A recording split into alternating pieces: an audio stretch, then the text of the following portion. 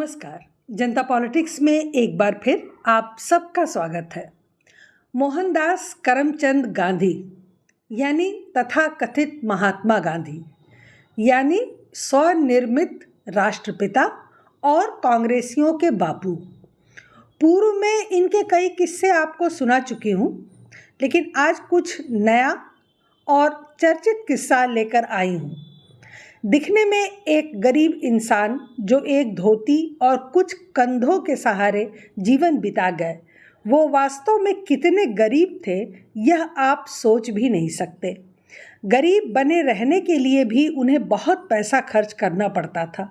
जी हाँ, आपको सुनकर आश्चर्य होगा कि गरीबी दिखाने के लिए कोई कैसे पैसा खर्च कर सकता है, लेकिन गांधी करते थे। तो चलिए जानते हैं कि कैसे गरीब और निरीह थे कांग्रेसियों के बापू। इंग्लिश में एक शब्द है एक्सपेंसिव पॉवर्टी।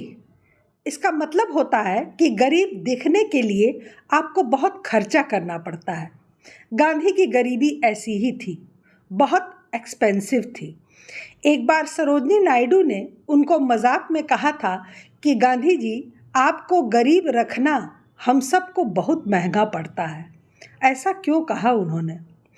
गांधी जब भी तीसरे दर्जे के रेल डिब्बे में सफ़र करते थे तो वह सामान्य तीसरा दर्जा नहीं होता था। अंग्रेज़ नहीं चाहते थे कि गांधी की खराब हालतों में भीड़ में यात्रा करती हुई तस्वीरें अखबारों में छपें, उनको विक्टिम कार्ड का फ़ायदा मिले। इसलिए जब भी वह यात्रा करते थे, रेल में सफ़र करते थे, तो उनको विशेष ट्रेन दिया जाता था जिनमें कुल 3 डब्बे होते थे और वो तीनों डब्बे तीसरे दर्जे के होते थे। ये ट्रेन सिर्फ गांधी के लिए चलती थी और उनके साथियों के लिए, क्योंकि हर स्टेशन पर लोग उनसे मिलने आते थे, बहुत भीड़ भाड़ होती थी।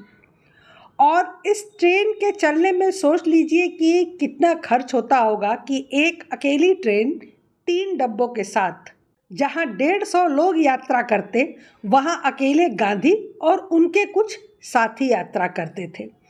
इन सब का खर्चा बाद में गांधी के ट्रस्ट से अंग्रेज़ सरकार को दिया जाता था। यानी कि गांधी के ट्रस्ट में इतना पैसा होता था कि इस पूरी ट्रेन का खर्चा अंग्रेज़ सरकार को दिया जाता था। इसीलिए एक बार मोहम्मद अली जिन्ना ने कहा था कि जितने पैसों में मैं प्रथम श्रेणी यात्रा करता हूँ, उससे कई गुना अधिक में गांधी जी तृतीय श्रेणी की यात्रा करते हैं। दूसरी घटना थी कि गांधी ने यह प्रण लिया था कि वह सिर्फ बकरी का दूध पिएंगे, क्योंकि गरीब बकरी का दूध पीते हैं। बकरी का दूध तब भी महंगा था और आज भी बहुत महंगा मिलता है। अपने आश्रम में तो गांधी ने बकरी पाल ली थी और वो पाल सकते थे, पर गांधी जी तो घूमते बहुत थे और ज़रूरी नहीं कि हर जगह उन्हें बकरी का दूध आसानी से मिल जाता हो। इस बात का वर्णन खुद गांधी की किताबों में है कि कैसे लंदन में उनके लिए बकरी का दूध ढूंढा जाता था और उसे महंगे से महंगे दामों में खरीदा जाता था, क्योंकि गांधी जी गरीब थे, वो सिर्फ बकरी का दूध ही पीते थे। ये बात अलग है कि खुशवंत सिंह ने अपनी किताब में लिखा कि गांधी जी ने दूध के लिए जो बकरियां पाली थी, उनको रोज़ साबुन से नहलाया जाता था, उनको प्रोटीन खिलाए जाते थे, काजू किशमिश मेवा, उन पर 20 रुपये प्रतिदिन का खर्च होता था। अब 90 साल 100 साल पहले 20 रुपये प्रतिदिन का मतलब क्या हुआ, यह आप समझ सकते हैं। 20 रुपये प्रतिदिन का मतलब आज का लगभग 10,000 रुपये प्रतिदिन, यानी 3 लाख रुपया महीना, और इस हिसाब से 36 लाख रुपया सालाना। यानी कि जितना IAS, PCS और इंजीनियर्स की तनख्वाह नहीं होती, उतना गांधी जी बकरी पर खर्च करते थे। आज मोदी जी को विपक्षी बहुत बदनाम करते हैं कि वो ठाट बाट और खान पान पर बहुत पैसा उड़ाते हैं, जबकि RTI से यह साबित हो चुका है कि मोदी जी नमक भी अपने पैसे का खाते हैं। सरकारी पैसे से कुछ भी नहीं आता उनके घर में। लेकिन नरेंद्र मोदी तो प्रधानमंत्री हैं, उन्हें 1,60,000 रुपये महीना मिलता है, यानी लगभग 19 लाख रुपए सालाना। लेकिन यहाँ तो गांधी की बकरी का खर्च 36 लाख रुपए सालाना था। तो गांधी के पास इतने लाखों करोड़ों रुपए कहाँ से आते थे खर्च करने के लिए? क्या था उनकी आय का स्रोत? इस पर कांग्रेस कभी बात नहीं करती, लेकिन हम आपको बताएंगे। अब कैसे चलता था गांधी का खर्च? कहाँ से खर्च होते थे इतने रुपए? तो बाकी खर्च का तो ऐसा है कि गांधी अपने साथ एक दान पात्र रखते थे, जिसमें वह सभी से कुछ न कुछ धनराशि डालने का अनुरोध करते थे, यानी कि चंदा लेते चलते थे। इसके अलावा कई उद्योगपति उनके मित्र थे जो उनको भारी भरकम चंदा देते थे। उनका एक ट्रस्ट भी था जो गांधी के नाम पर चंदा इकट्ठा करता था।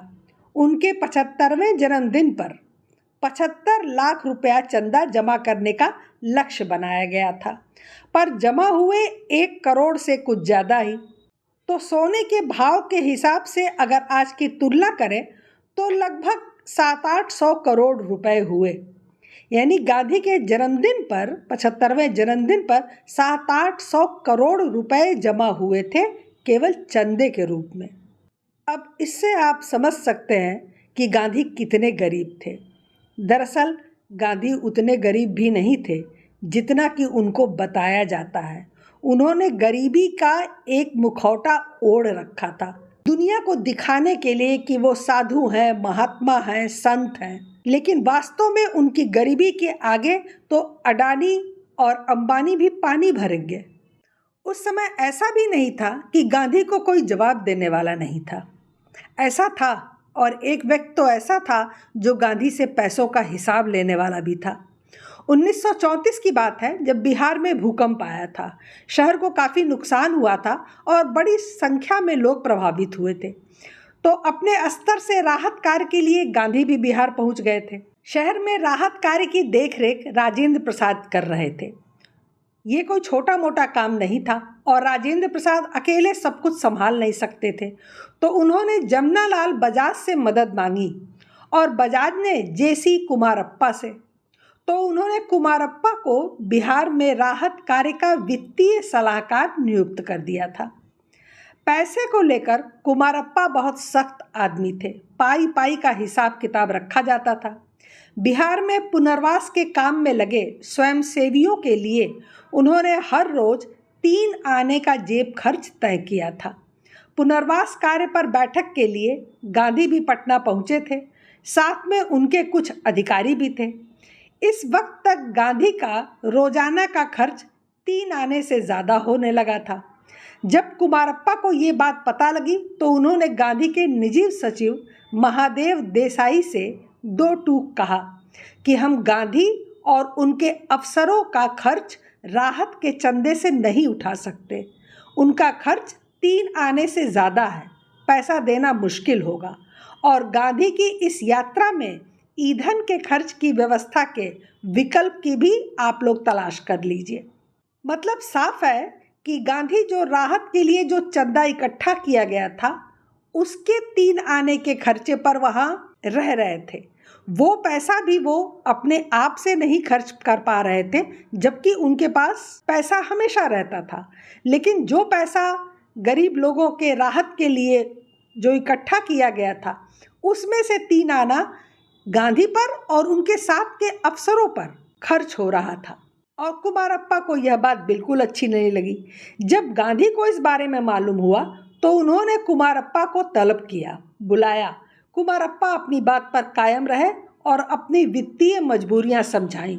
उन्होंने कहा कि ये पैसा लोगों से मांग कर जुटाया गया है, इसे खर्च करने के नियम हैं और ये सभी पर लागू होते हैं, चाहे वो आप भी क्यों न हो। अंत में गांधी ने उनकी बात स्वीकार कर ली। तो कुमारप्पा की पहचान एक ऐसे शख्स के रूप में हो गई जिन्होंने गांधी से भी पैसों का हिसाब किताब लिया। और गांधी की पहचान ऐसे शख्स के रूप में हुई जिन्होंने राहत के लिए जुटाए गए पैसों पर वहाँ निर्वहन करना ठीक समझा, लेकिन अपने पैसे नहीं खर्च किए। तो ऐसे थे तथाकथित महात्मा गांधी, जिनके बारे में कांग्रेस इतनी बड़ी बड़ी बातें करती है, जिनकी सादगी का उदाहरण लोगों को दिया जाता है कि गांधी जी जैसा सीधा साधा और सादगी भरा व्यक्तित्व किसी का नहीं था। तो अब आपने देख लिया उस सीधे साधे सादगी भरे व्यक्तित्व के पीछे का सच।